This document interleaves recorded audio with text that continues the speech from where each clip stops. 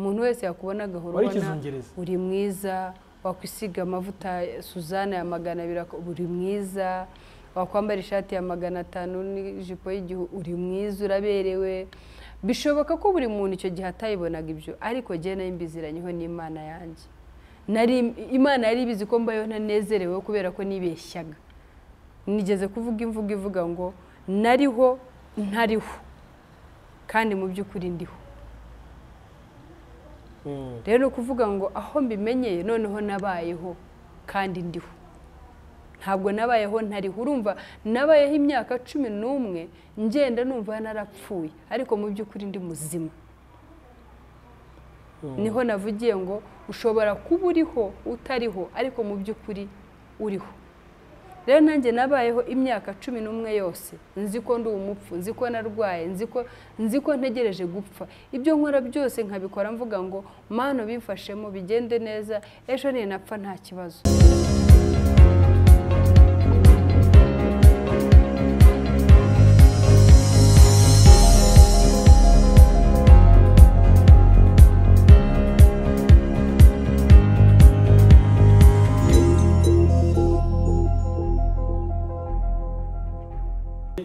Imana ibamugisha.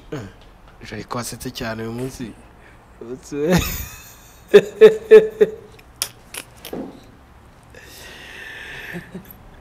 Nagari ngo ushize nawe twenge wari ufite, wari umeze nk'umuntu atishimye. Nuko nambaye pink. None buri amabara abifite icyo sobanura. Amabara burya agira isobanuro yayo. Pink ni umuntu ari buseke. Munezero. Wow. Roses. Wow. Maze dufitiye agashya. Okay. Reka nshimira abantu bose bakoze subscribe, Imana ibamugisha. Imana ibamugisha kubera ko mwabikoze nyine ni iby'agaciro. Ndabasabira umugisha. Hanyuma nawe utarakora subscribe kuri channel yacu uyikore kugira ngo tugire byinshi dusangira by'umumaro. Tubagezeho ibiganiro bitandukanye birumvikana. Ariko cyane cyane dukwiye kubaka umuryango kandi bigahera muri twe, hanyuma n'itorero kubakika. Buriya rero umutima unezerewe bisesekara inyuma. Niyo mpamvu buseka bayane imbere abari sawa. Nizere ko utatujijisha, ariko abeze ngiye sinzi kurya rimwe nahita mbivuga. Buriya ahubwo n'ijye uba wijijisha, mwese mbajijisha kugira ngo bigende bite. Ubigize atya jijisha burya ujye umenya ko ari uba wijijisha. Abayijijisha nyine mwebwe se arabajijisha ntacyo abahombeje, ntacyo abunguye. Ahubwo niwe wijijisha, je niko mbona. Ubwo rege nanjye ni harubyo naba nijijisha, ariko mba nezerewe. Nshuti ukore like niba ukunze iki kiganiro, Imana iguha umugisha. Hanyuma inkunga ikomeye no gukora share. Nukora share urabuduhaye inkunga ikomeye. Hanyuma nge Ndikuzo Emi nk'ibisanzwe rero ndi kumwe n'umuganwa Jori. Nago ndi jyenyine twazanye uyu munsi kugira ngo agire byinshi tuganiriza kera mutamenye, ariko uyu munsi muri buze kubimenya.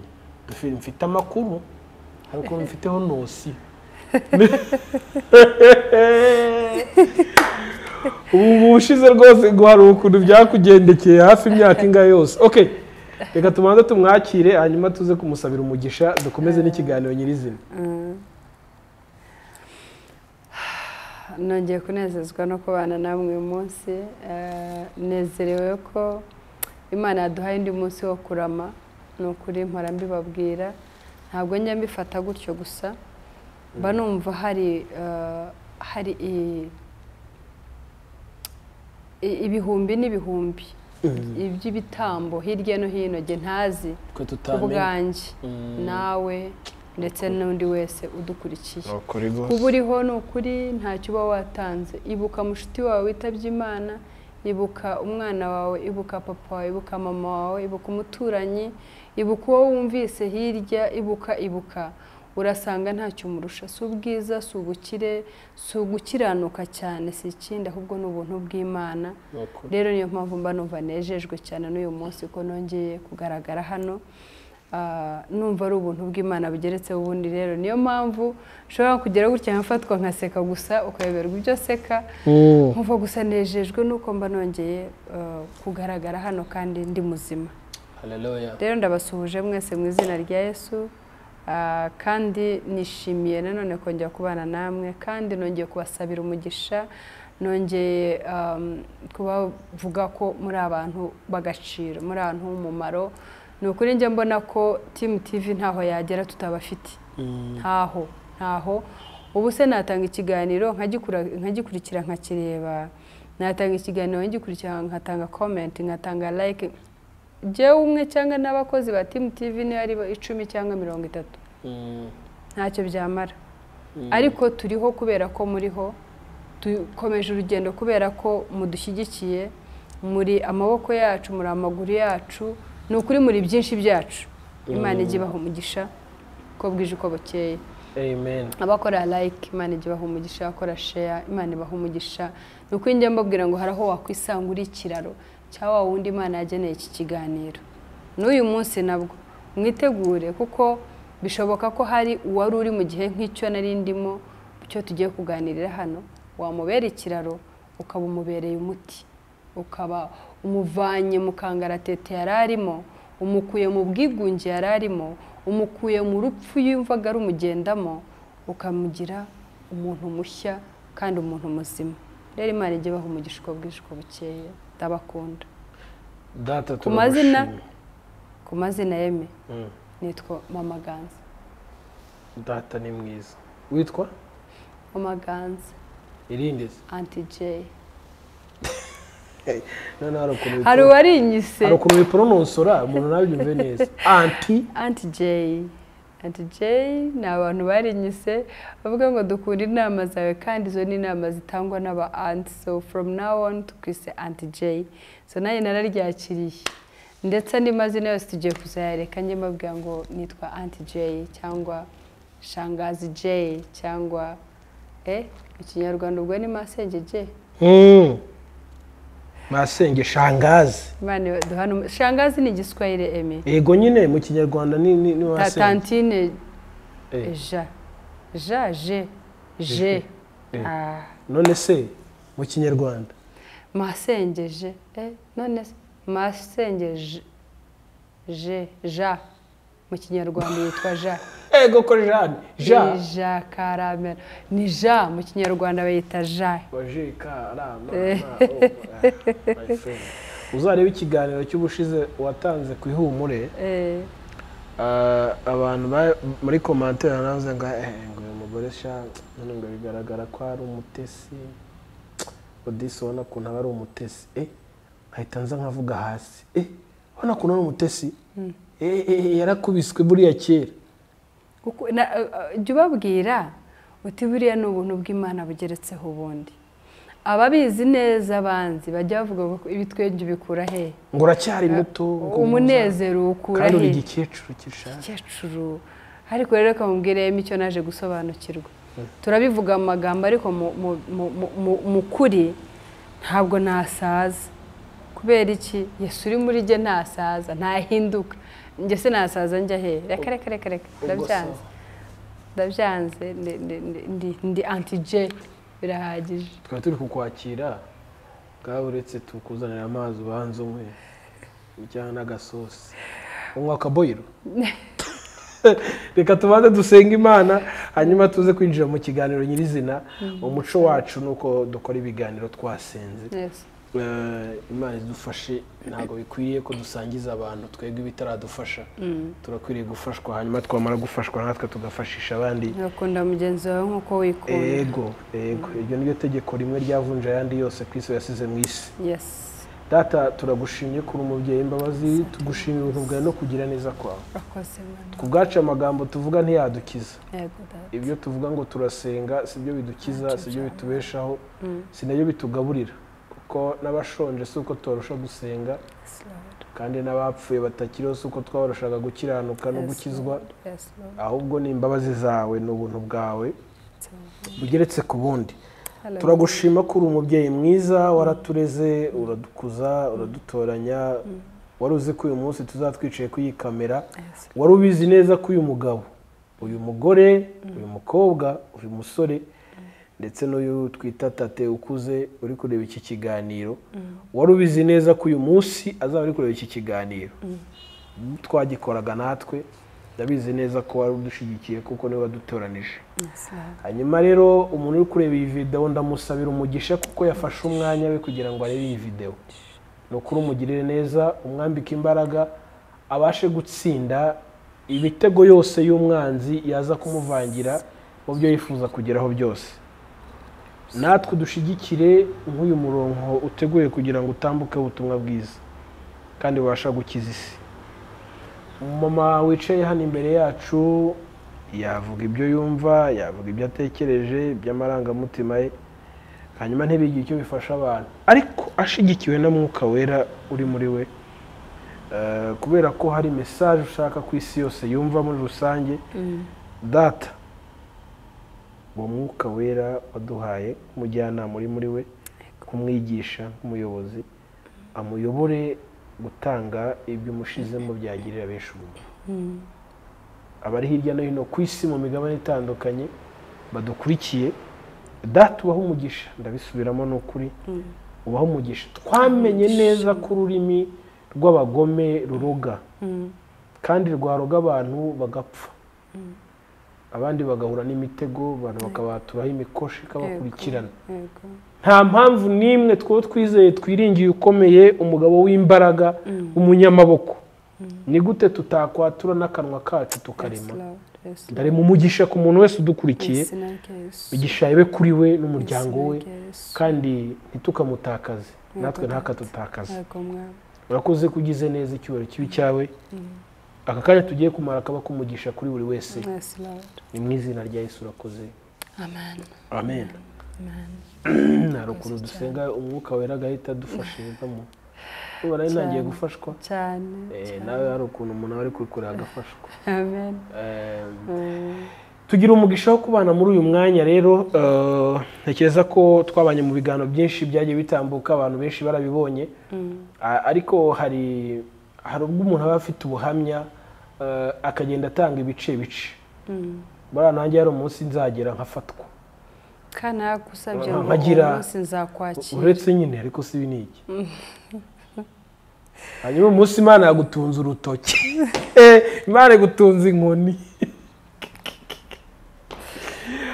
Nawe hari icyo waduhishe wanze kutubwira, ubuhamya bwatambutse. Uyu munsi ngiye kukwakira rero utuganirize. Kera hari umusore mwigeze gukundana, sibyo? Baraguserereza bakajya bakubwira ngo arwaye sida. Noneho ntago wamuretse kubera ko yari arwaye sida, kuko nta niba bamusuzumye mo ari n'akarokore k'agacucu karaho, ari ukuntu n'udukobwa twarundukiye mu kirokore ngo bakatwita uducucu. Ariko burya bucucu bwabo sha reka nkubwize ukuri, iyo akomeje akabako bigira umusaruro cyane ukomeye. Bigira umusaruro. Nawe niba bagutuka ngo agacucu ukomeza bera agacucu ka Kristo ntacyo bitwaye, ubikwita ahubwo ni umupfu, uko birivuga. Umupfu agenda apfuye. Yes. Hanyuma rero birangije ngo uyu musore ngo byaje kuranya n'uri mudakundanye, ariko z'amaherezo waje kumenya ko umusore arwaye sida cyangwa nawe yari arwaye. Hanyuma tubwiye n'uburyo nawe waje kurwara sida. Ariko yemiwe ibyo se ko ari ibyejo bundi muri mirongo mu bihumbi 2004. Mu bihumbi 2004. Ariko jye nari maze imyaka, icyo gihe nari nujuje imyaka 10 ndwaye sida. Ngaho wa mugore mukunda rwose mwiza cyane, Mama Ganza Jori Muganwa yarwaye sida imyaka 10. Imyaka 11. Imyaka 11 arwaye sida. Ariko wowe uri muvuga nari maze imyaka 10 ndwaye sida mumenye. Ngaho umva sinongera kujya kuri mikoro, tubwire histori ko yaje kugenda. Mikoro yireke mbaho ndayiretse kugira ngo ngabanye umuntu wanjye dore ni muremure, hanyuma uze kutubwira uko byaje kuranya nuko byatangiye na karibu. Asante. Rero nejejwe no kongera kubana namwe, tugiye gusangira ubu buhamya. Nkuko Yemi yabisobanuye, ntabwo ushobora kwicara hano umunsi umwe ngo uvuge ibintu byose birangire, ariko ahubwo bigenda bigira buri kimwe kigenda kigira igihe cyacyo. Buriya ni igihe cyacyo yuko mbaho ubu buhamya bw'ukuntu umuntu ashobora kubaho ariko atariho, ariko mu by'ukuri atari uko atariho. Iryo jambo sinzi na turyumvishe kimwe, umuntu kuba yabaho atariho ariko mu by'ukuri atari uko atariho ahubwo ariho. bwabaye rimwe rero ari muri 1994 nza kugira umuntu mu muryango ndamurwaza. Uwo muntu yari n'uwakureye umuryango nta nubwo ari hafi cyane, ariko twaje kwisanga tubana biba ngombwa ko murwaza. Uwo mumama yararwaye, ariko jewe nyine ndamurwaza nk'uko umuntu arwaza undi. Ndamurwaza mu hafi, umumama amera nabi cyane araremba, ariko muri ibyo bihe byose iyo process yose yo kurwara kwe, njyewe nkirinda icyamubabaza icyamugora, muba hafi nkamuramiza icyo kunywa. Umurwayi w'indembe twese turamuzi uko aba ameze. Hanyuma rero icyo gihe nta coupon zari ziriho cyangwa yenda sinari nzizi. Ndibuka uwo murwayi najyaga muca inzara n'urwembe, nanjye nkarufata nkica inzara. Uribuka ko umuntu yacisha urwembe yagira cyakisesereza cyangwa akaba yakwikomeretsa. Noneho naramukomeretsaga byanga bikunda, nanjye nkikomeretsa. Nkamwitaho mu bintu byose bishoboka, nkamusukura. Iyo nibuka neza nuko icyo gihe hari akantu k'agasebe nari mfite hano ku mubiri ku kiganza, ariko nkamwitaho byose nkamufasha. Hanyuma jye sinari nzi icyo arwaye, abanye nawe ntazi icyo arwaye, namurwaje ntazi icyo arwaye, ariko nkamukunda nkamuba hafi nkamurwaza. Naje kwisanga nyine murwaje, biba ngombwa ko muba hafi. Ndibuka ibyo byose nabikoraga just suko ari mama wacu, suko ari masenge, suko ari nyogokuru, suko ari bya nibyo ugira utya nyine abantu mukabana bikavaho ukabona ko muri abavandimwe. Nuko rero nza kwisanga nk'uyu munsi ari bwitaba Imana ejo hazaza. Nibwo umuntu umwe yaje, ariko icyo gihe urumva nari nkiri muto muri 1994 rwose. Ndibuka aribwo napfunduraga utubere nyine bwa bwana bw'ukobwa bugikuretse ko njye nanone ibyo byose ni ubuhamya bw'ukuntu Imana yanshyiriyeho uburinzi mu buryo bwayo nk'Imana. Ndibuka ko napfunduye amabere mfite imyaka 17 ari haho muri 1994. Urumva rero ko nabwo ni uburinzi Imana yanshyiriyeho kugera iyo myaka yose ntaramenya uwo ndiwe, ntaragira uwo mbawe ngo sobanuke niba ndi umukobwa cyangwa umuhungu. Nabyo njye asanga ari iyindi buryo Imana yashyiriyeho bw'uburinzi. So icyo gihe rero ndibuka ndamurwaza. Noneho ndibuka buri buke akitaba Imana, nibwo umuntu umwe yaje abivugira aho ngaho. Nanjye ndibuka nari ku ruhande mfura, mba nkubikurushye mu matwi byandi byigira utyo kumva ikintu kikuguye mu matwi. Numva umuntu aganeza undi ati se mwene wabo n'uwo mumama niwe yaganizaga, ambwira ati se uyu mumama ntiwambwiye ko arwaye sida? Undi ati yego. Nese uyu mwana ko mbona amwitaho akamukorera buri kintu, ko nyasanga amuca inzara, ko nyasanga amufurira, amwitaho muri byose, ko nta ganja mbona n'uno mwana yambaye. Ese ubundi aranabizi ko uno muntu arwaye sida kugira ngo amenye uko amufata, amenye uko amwitaho, ariko nawe yirinda? Ndati uyu mwana amubwira ibya sida ngo amenye ari ibiki. Rero mbimenye ubwo ngubwo ko arwaye sida, ntari mbizi, ariko nabwo binca mu matwi gusa sinanabitindaho. Cyagihe rero cyo vuga ngo rero menye nkwiye kwirinda. Ndumva mu byo nzi yuko iyo umuntu mukase nawe ukikata ashobora kukwanduza. N'ibyo byose nyine ntangira kumva ko icyo ari cyo cyose cye gishobora kumbera intandaro yo kwandura. Ariko urumva nabimenye n'ubundi wa muntu buri buke akitaba Imana, kandi umva nari maze nk'amezi ngira ngo 2 murwaje mu bitaro.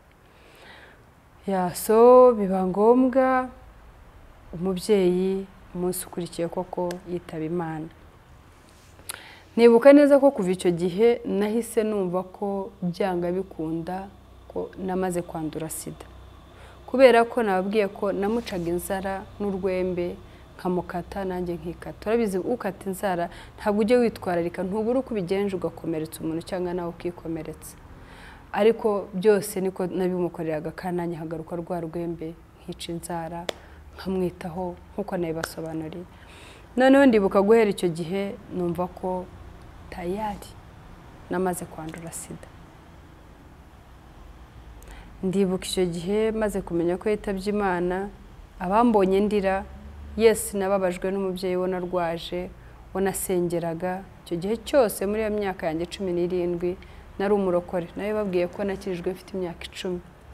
Naramusengeraga, nkamukoreye ibyo mukoreye, narinza nkapfukama musengera, nkavuga ngo Mana, nkamusengera uko muzi uko umuntu asengera umurwayi.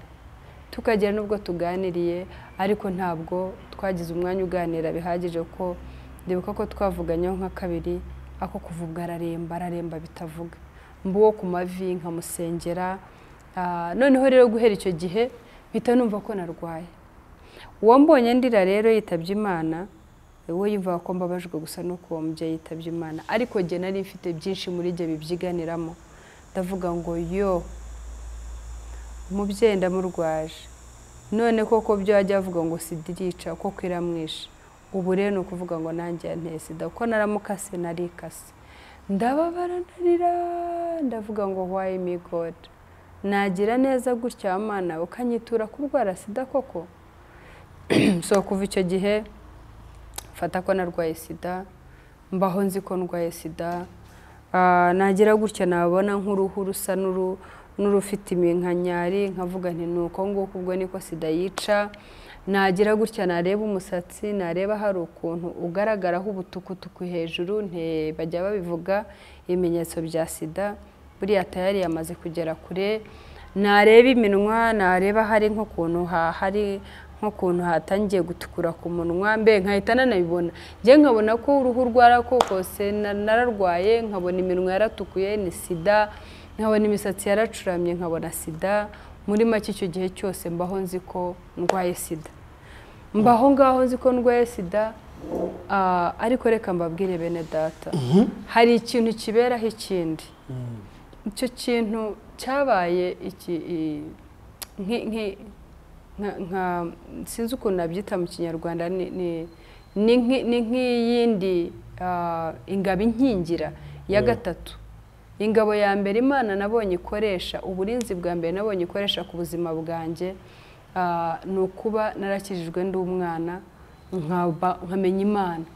nkamenya Imana, nkayitinya, nkayubaha, nkumva ko ijisho ryaho ndi hose rindeba. Icyo kintu kiramfata. Icya kabiri cyamfashe nuko nenze ngera imyaka 17 utamenya niba ndi umukobwa cyangwa ndi umuhungu. Ushatse kuvuga icyaho? Nabisobanuyeho urabyibuka Emi. Navuze ko napfunduye amabere igihe mfite imyaka 17. Nicyo nyine cyagaragazaga ko ukiri muto. Cyangwa bikunda ni oya, nicyo ahubwo kigaragaza ubukuri. Umuntu ahita abona ko wasobanutse this time. Wasobanutse umukobwa, bakubonaga batazi uwuriwe, niba uri umuhungu cyangwa uri umukobwa. Ariko ubundi abantu badukurikiye, wari waragize amahirwe yo kwiga? Cyane nari narize, ariko amahirwe make cyane, nigaga mu buryo bugoranye cyane. Uburyo kugeza aho kuri 17 nari ntaratangira na segonderi. Wari ugiye gusobanura uburyo byakurinze, byakubereye nk'indwara sida? Byambereye indi ngabo inkingira. Ni ukuvuga ngo guhera icyo gihe, kubera ko nibonaga nkabona uruhu, nkabona ndwaye sida, nareba amaso, narwara twa tuntu twe bita niba ari iki, twa tuntu tw'uduheri tujya tuza kuzisho twitwa ni ari isekera niba ari iki, natubona nti tayari iyi ni sida. Nareba umusatsi mu ndorerwamo nkabona nk'ubutuku, nti iyi ni sida. Nareba iminwa nkabona iratukura, nkabona mbona ko narwaye, mbona ko narwaye, narangiye nyine sida. Icyo nacyo kiraza kimbera ubundi burinzi, kubera ko nagiraga inshuti. Nagira inshuti, ubwo ndavuga nyine ubwo twazamutse, nageze mu myaka 20 n'ingahe.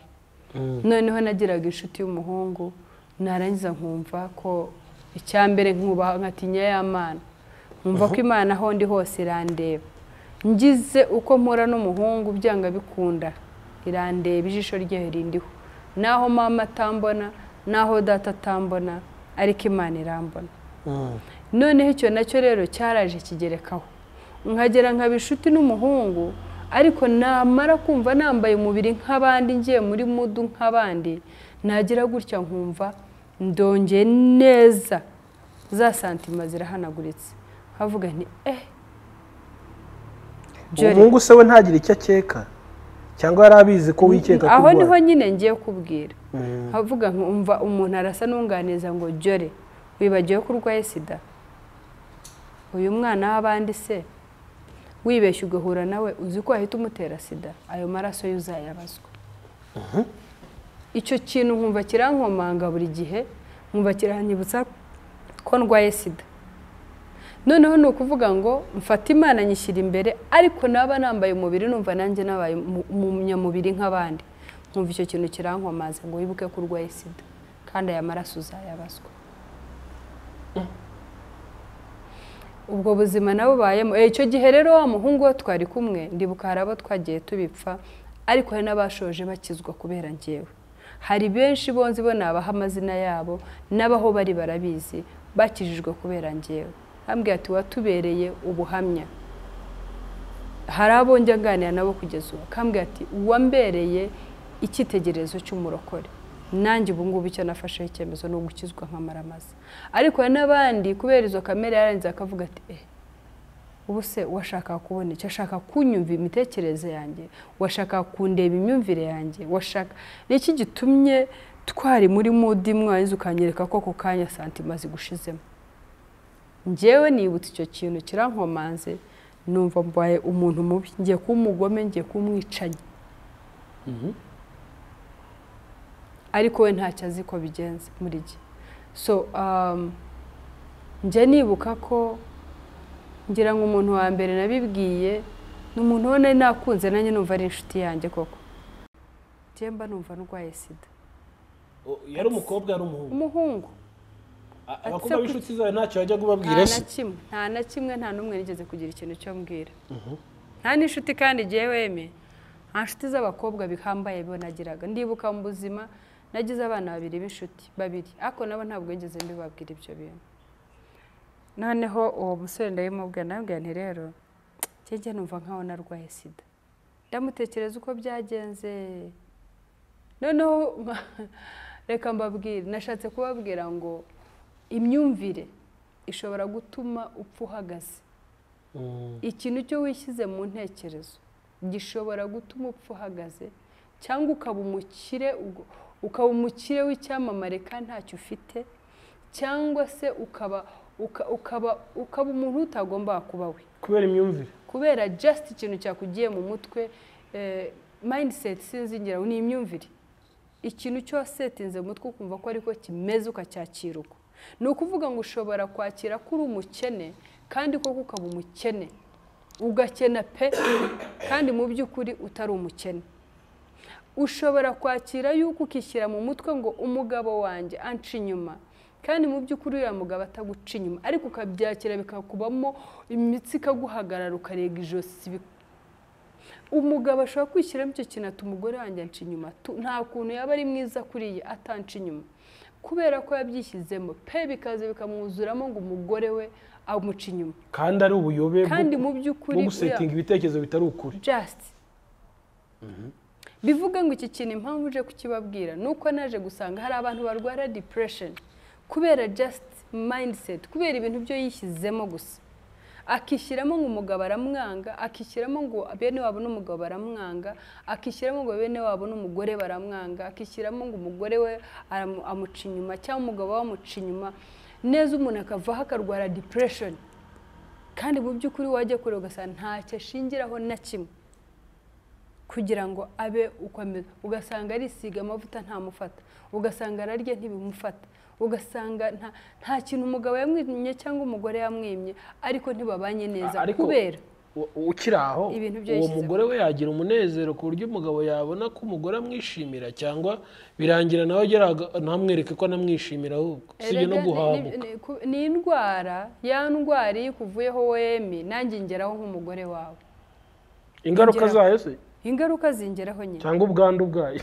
ingaruka none se buryo wagize ngo ingaruka ni iki cya kindi cy'urwaye kivaho kikangeraho nanjye nkarwara kuko ushobora no kububimbaza nkagusobanurira ukanga kubyumva kubera ko uhora untota umbaza ikintu kimwe umbaza ikintu kimwe navaho nanjye nkagira iyo trauma muri jewe navaho nkandura kubera ibitekerezo byanjye wabyishe uhora buri gihe undudamo yuko byanga bikunda unca inyuma naho utabimbwira ako njya mbona nkabona ari imyambarire niba ari imivugo agashaka ikintu cyo yakora cyatuma wumva yuko mu by'ukuri byo kubwira ari byo ugahora uhangayikishijwe no kumusobanura wisobanura bivaho nawe rega ukarwara mwese mukaba indembe kandi murengana rero impamvu uje kubaha ubu buhamya nuko nzi ko hari abantu bapfuye bahagaze kandi bazira ikitariho bazira baringa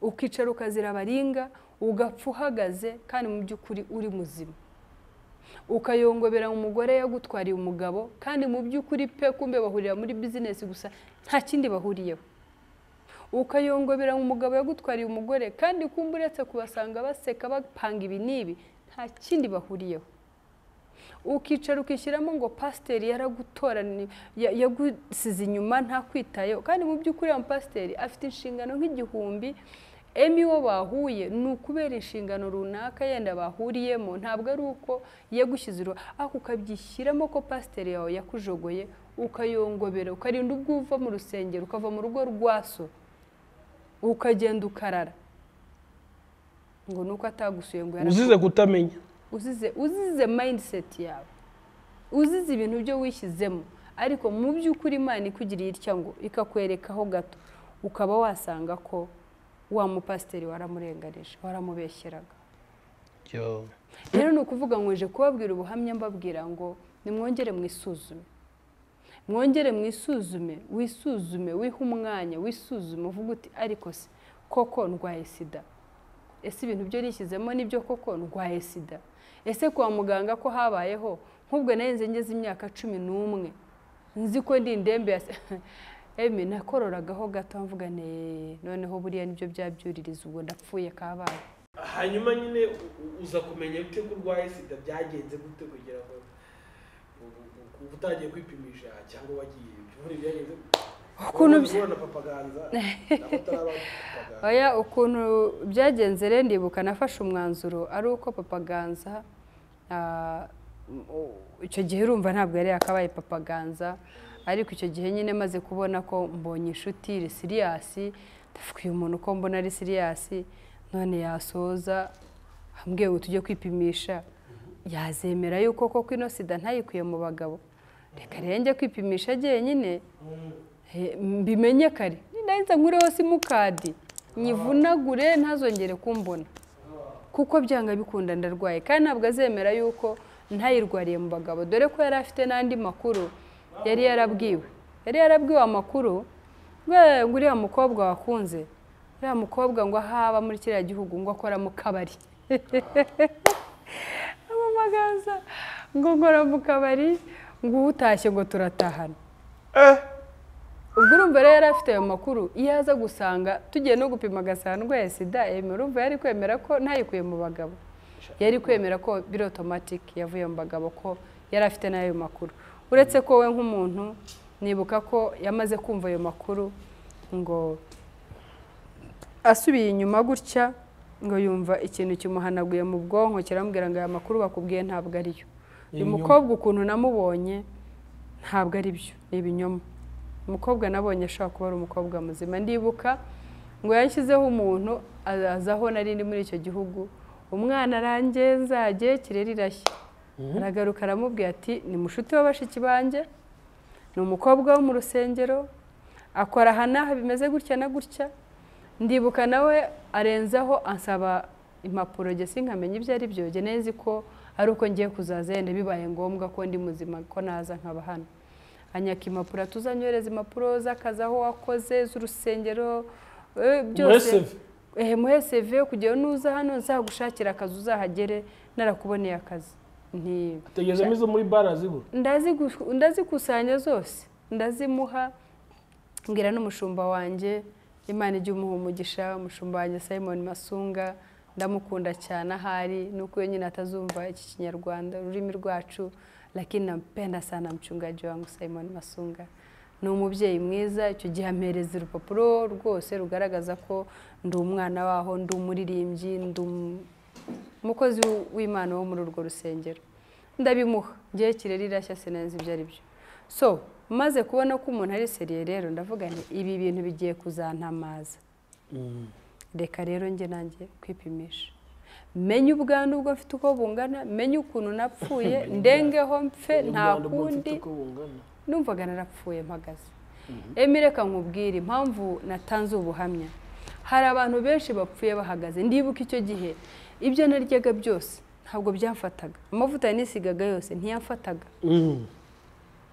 narambaraga n'ibiki byo ariko nkaba afite kagahinda muri jye ko ndarana aho ndirira undi atabonye aho turi mu rusengero tubyina turirimba njye nkumva ari amahoro ariko nkicara nkongera nkavuga wamana ko kubona rwaye sida nyirwera ko nagiriye neza uriya mubyeyi nkamurwaza ntacyo mpfana nawe nicyo cyo nzize ineza nagize niyo nzize nkagira icyo gihe cyo nifata nkagotwa n'ako gahinda aho undi muntu atari ariko aho Imana yabonaga rero ni ukuvuga ngo icyo gihe nafashe umwanzuro ndagenda njya kwipimisha jyenyine ndavuga ni rero reka nipimishe nindangiza sha nzakuraho simukadi kizi noneho nzaba mbaye ishu ariko nkagira kandi kantu Imana nkajya numva ijwi ry'Imana rimbwira ngo ntabwo wazira neza wagize ntabwo wazira neza wagize noneho nkakomeza nkagira n'inzozi zinyereka ko nashobora kuzaba victim y'ineza nagize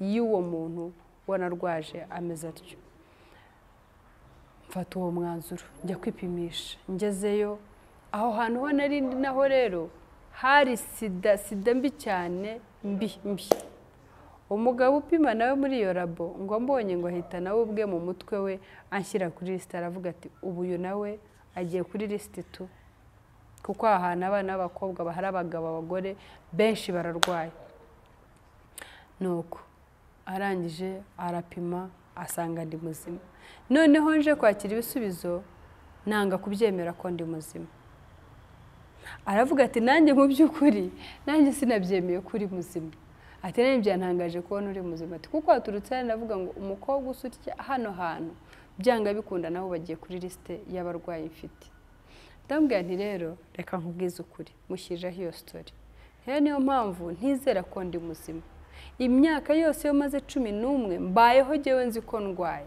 ntabwo nzi ukuntu wambwira ngo ndi muzima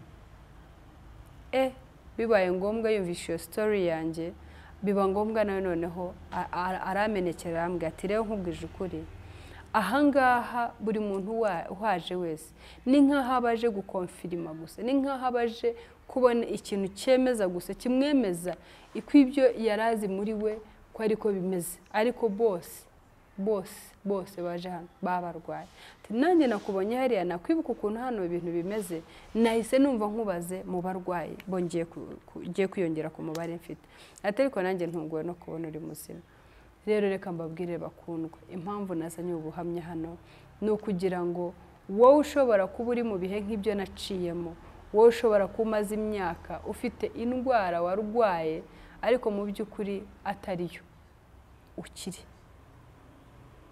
natangiye mbabwira ngo ushobora kuba umuntu ushobora kubaho nyamara utariho ariko ubundi mu by'ukuri uriho ushobora kubaho wowe uzi yuko urwaye ushobora kubaho uzi ko wanzwe ushobora kubaho uzi ko warozwe ushobora kubaho uzi ko umugabo aguca inyuma ushobora kubaho uzi ko umugore aguca inyuma ushobora kubaho uzi ko umusore wawe warubonye nka fiyansa aguca inyuma cyangwa afite undi akunda kurenza ushobora kubaho umukobwa warize uvuga uti yenda afite undi musore hirya hari ariko reka mbabwire ba ugomba kuba we wiba utagomba kubaho wiba utariho kandi mu by'ukuri ukwiye kuba uriho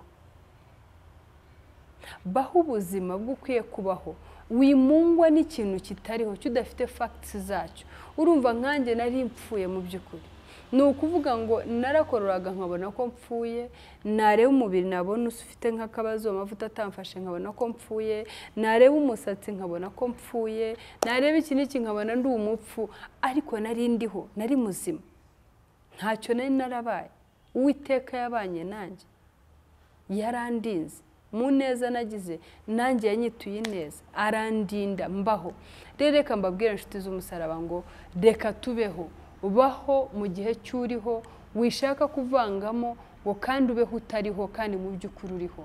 Baho ubuntu bw'Imana bukuriho, hari uburinzi bukuriho, ariko wishaka kugira ngo utane ubeho utariho kandi ukwiye kuba uriho. Imana igutabare wowe ushobora kuba uri mu bihe nk'ibyo byo naciyemo, ushobora kuba urwaye imwe muri izo ndwara twavuze, indwara y'ishyari, indwara yo gukeka, indwara yo kwibwira ibintu bitari byo, indwara mindset ni ikintu kibi cyane. Ushobora gusetinga mu mind yawe ko uzakira, ni ukuri pe ukazakira. Bivuze ngo niyo usetinzemo kuri umukene urakena, naho waba ufite iki urakena. Uhora uganya, uhora ibyo uvuga uganya, uhora ibyo wambara ubona bitagufata, amavuta ukisiga ntagufate. Muri make naje kubabwira ngo reka tubeho turiho, wibaho utariho kandi mu by'ukuri ugomba kubaho. Rero byashoje nyine nabikubwiye, sinzi impamvu ushaka ko nsubiramo. Urumva byahereye yuko nagiye kwisuzumisha nkasanga. Oya ibyo ndabyumva, nanabyumvishe, ndashaka ahubwo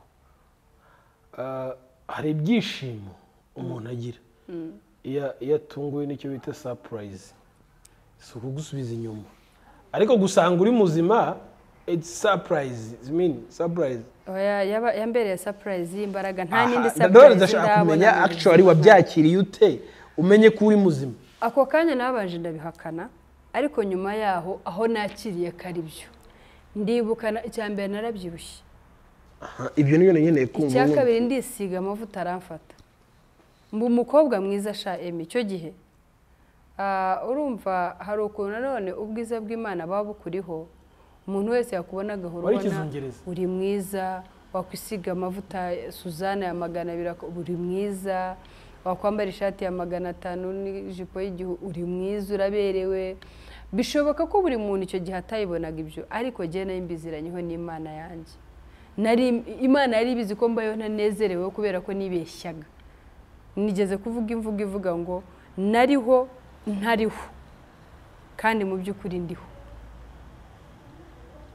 Rero kuvuga ngo aho mbimenyeye noneho nabayeho kandi ndiho, ntabwo nabayeho ntariho. Urumva nabayeho imyaka 11 ngenda numva narapfuye, ariko mu by'ukuri ndi muzima. Niho navugiye ngo ushobora kuba uriho utariho, ariko mu by'ukuri uriho. Rero nanjye nabayeho imyaka 11 yose nziko ndi umupfu, nziko narwaye, nziko ntegereje gupfa. Ibyo nkora byose nkabikora mvuga ngo Mana bimfashemo bigende neza, ejo ninapfa nta kibazo. Ariko ikintu cyo nyashimira Imana, muri ibyo bihe byo nabonaga yuko bikakaye nshobora gupfa, nshima Imana ko nirinze kugira umuntu wo nabera igisitaza. Papa Ganza se yabyakiriye ate? Umubwiye story kuntu yose yaje kugenda? Nayimubwiye nyuma. Ntiyasetse? Nayimubwiye nyuma, araseka aratembagara. Ariko urumva ko yari afite ya story, yaravuze ati Imana iragukunda cyane wowe mukobwa. Ati ibazi iyo usanga urwaye, nari naramaze no kubwirwa ayo magambo yuko ukora mu kabari, kandi mu by'ukuri ari umukozi w'Imana uba mu rusengero utazi ni akabari kaba. Ati baze rero ko kuyonza gusanga urwaye, nari kubona ko ibyo bavuze koko ari byo kandi mu by'ukuri bitari byo. Rero ni ukuvuga ngo nawe ubwe yashimye Imana, yakarambwira ati Imana iragukunda. Nibuka ko iryo jambo yavuze, yarambwira ati Imana iragukunda kandi gukijije amenyo y'abasetsi, kuko hari abazi yuko wari ubayeho mu buzima butari bwiza, ariko Imana ishimwe yo yakurinze kandi izi n'amateka yawe. Rero ni ukuvuga ngo naje kubabwira ngo Imana yashyizeho ubwenge, kandi niyo mpamvu ijya ivuga ngo nubura ubwenge nzaguta. Ushobora kwicwa na depression kubera ubutamenya.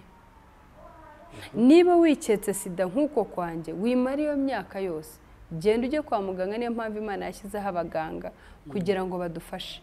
Genda upime, ahari yenda niba koko unanayifite bukiri kare, baguha n'imiti ikagufasha ukabaho. Aho kugira ngo ubeho iyo myaka utegereze ko uzapfa, ejo koko ibyuririzi bize bigukubite upfe. Tuzi abantu babayeho ku miti ya sida bamaze imyaka n'imyaka kandi bameze neza, babayeho ubuzima bwiza, bacuruza, bateye imbere, bameze neza.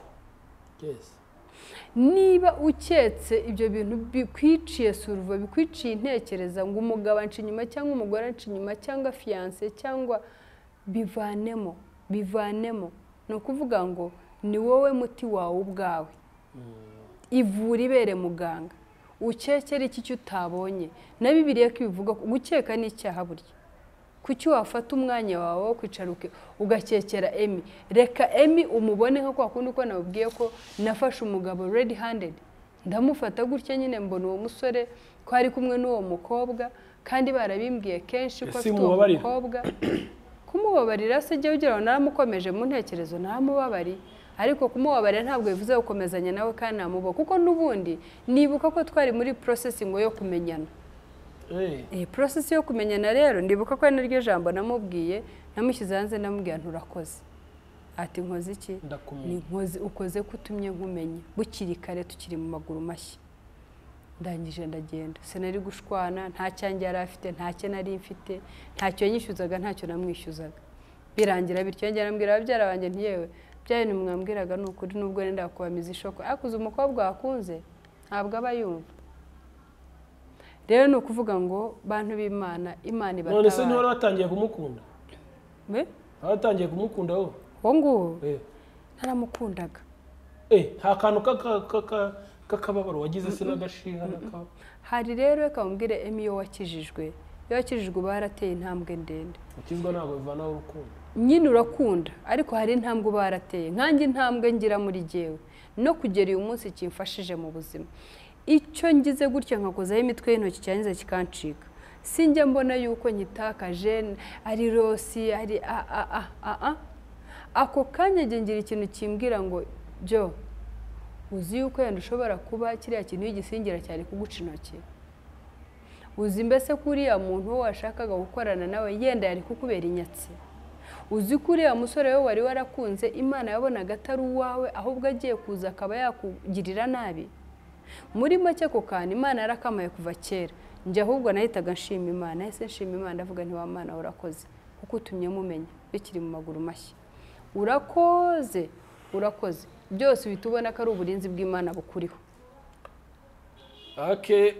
abantu mwese rero mukunda umuganwa Jolly ni mwiza ariko nyine yarwaye sida imyaka 11 rero mu ntekerezo arwaye sida uyu munsi yakize oya nakize ahubwo nakize 2005 byonyine no kubivuze ubuhamya si twari tubuzi se hari abo nabibwiye namaze kubusharinga hano twebwe kuri Iyi Channel ntitwaye tubuzi kuri Team TV ariko mu by'ukuri naje kwivuga kugira ngo abarwaye izo ndwara mu mutwe yabo mu ntekerezo zabo Imana ibatabare rero mbasabe ngo uzumva ikiganiro please share kugira ngo uwaba atacyumvise nonaha ariko ashobora kuba nawe yari afite ubwo burwayi agendanye imyaka nk'iyo mbugendanye cyangwa irenga iyo mbugendanye ahari yenda namubera ikiraro cyo gukira Imana ibaho umugisha Imana ibaho umugisha murakoze cyane tugeze ku musozo w'ikiganiro cyacu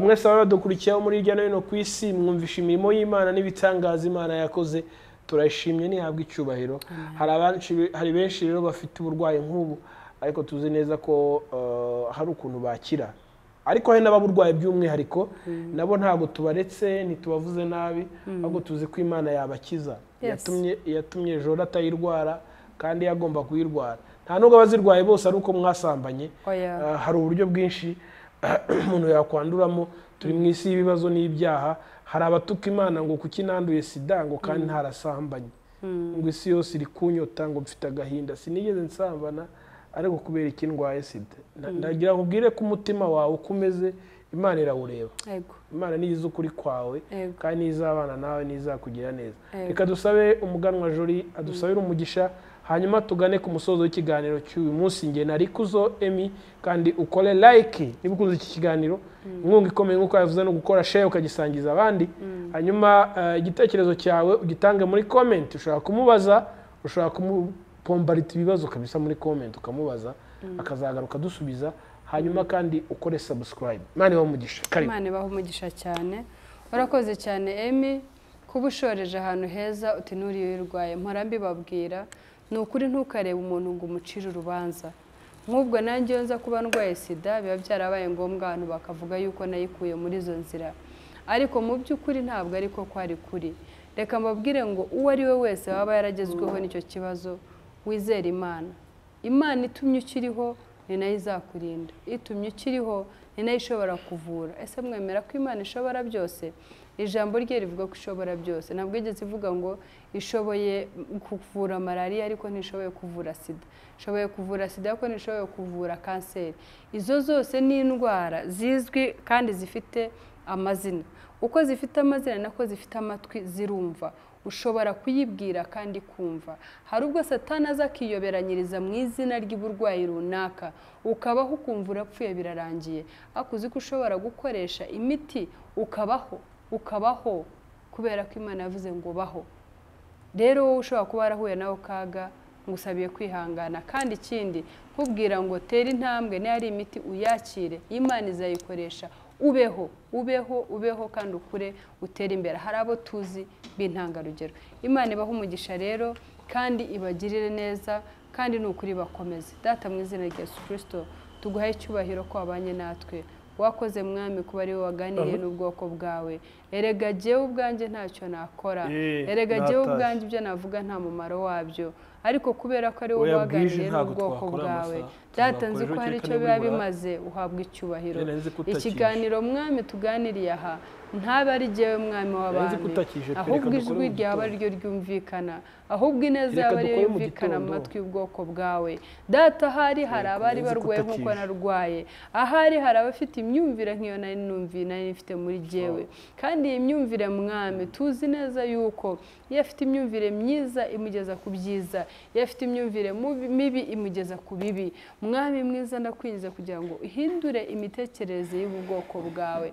Mwami wari ufite ibitekerezo nk'ibyanjye ntashobore kuvuga ati kantera intambwe negera umuganga, niba nanarwaye ampime mbe shuwa ariko nanafata imiti.